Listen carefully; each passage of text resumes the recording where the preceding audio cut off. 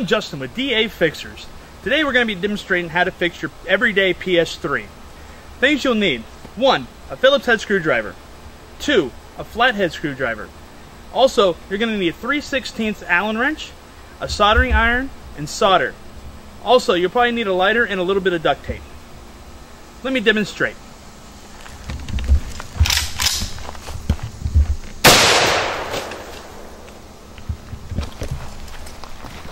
So as you can see, we just fixed our PS3. And that's how you do it at home. Thank you. See you next time on DAFixers.